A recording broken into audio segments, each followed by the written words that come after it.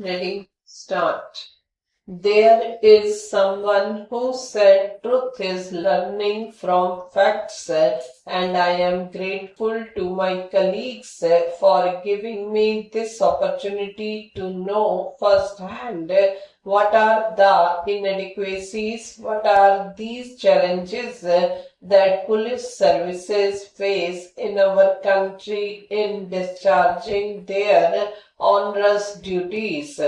I have listened with great respect to the presentations that have been made, and I do feel that the time has come when we should be integrating policies also into our planning for development purposes.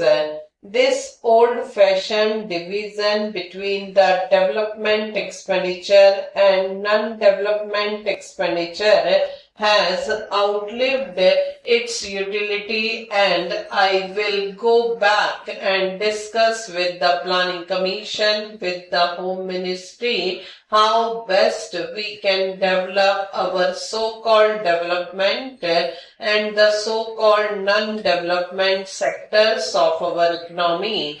I do feel, listening to the presentations that have been made, that there is an urgent need to look into the future, what type of police system our country needs in grappling with the challenges that are now on the horizon, and where we are, how much distance we have to travel in order to ensure that we provide our country a police system which is adequate to the challenges that our country faces. So this is one thing which I would say we have in our systems, 5-year planning for the defense forces. I would suggest to the Honorable Home Minister that maybe time has come, we should form a 5-year or maybe a longer term perspective plan which would take into account the imperative need for upgrading our technology, our human resource strategies, and all the other related subjects which have been discussed. In particular, I was very fascinated by a suggestion that in certain insurgency affected areas, police should be involved in development work.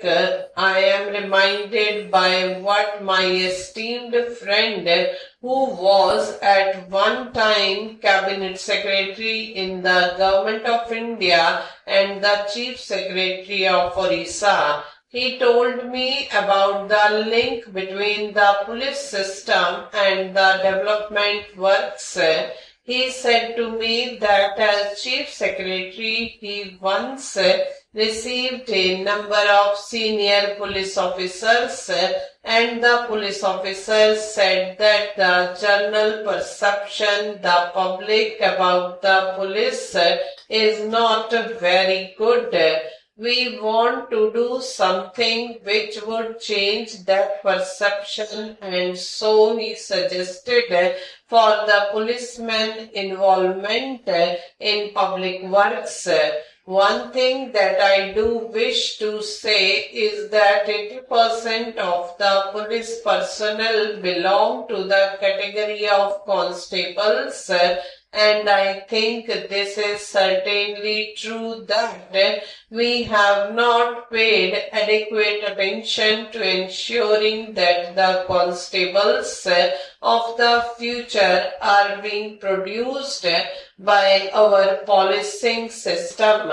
Some years ago, I was told in Maharashtra that 75% of policemen live in chawls, in slum areas where they interact all the time with criminal elements. Now, out of that policing system, you cannot produce men and women of integrity. I think there are a lot of temptations to fall off the chosen path of goodness. So we have to pay a lot more attention to ensuring that we provide adequate facilities for our constables. Housing facilities certainly have to improve, but also training their psychological, mental makeup, and this also applies to many police schools also. The constitutional values of our republic, respect for diversity, respect for inclusiveness, and a deep and abiding commitment to secular values that people belonging to all faiths have an equal claim to the protection of law and of the state.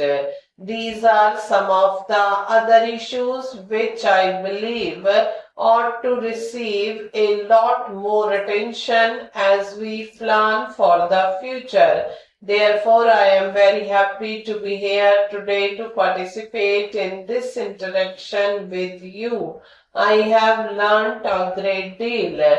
I hope that the Home Ministry will follow up on the suggestions that have been made, find out a list of urgent areas where there is need for immediate action, also devise a strategy where we can act, maybe not immediately but over a period of time, a medium and a long-term strategy giving our country a police system which is equal to the challenges that our country faces. I have had this chance to sit through the presentation. It is heartening for me to note that in spite of the rigors of your daily routine, you have all retained the analytical abilities to understand the problems that lie at the core of your work and come up with possible solutions to improve police administration at the grassroots. The ability to analyze and resolve issues in a turbulent and changing world, keeping in view the larger national interest, is the fundamental reason why this country needs an all-India service like yours. You have been charged with the onerous responsibility of maintaining law and order and in ensuring peace and security across the length and breadth of our country. Law and order is fundamental to the existence of a functioning democracy and a civilized society in the country. Stop.